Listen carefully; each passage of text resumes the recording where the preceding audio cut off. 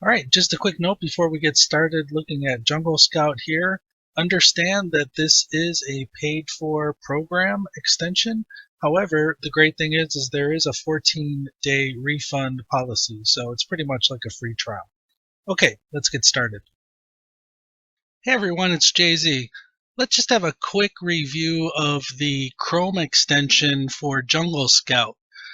Notice that we have done a simple search on Amazon for blenders. So here you see the list of blenders. Right up top here, you can see I have the extension for Jungle Scout. Let's click on that and you can get a glimpse at what Jungle Scout will give to you.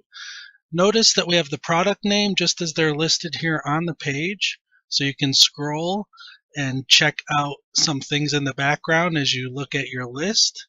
You have the brand if it's available, the price. What's cool about this is you can see the reviews. Well, right up here at top, of course, everything's kind of summarized for you. You get the average price and so forth, the rank. But check this out. You can look at how many sales are estimated that they're doing per month.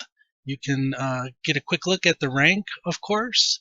You can look at the reviews.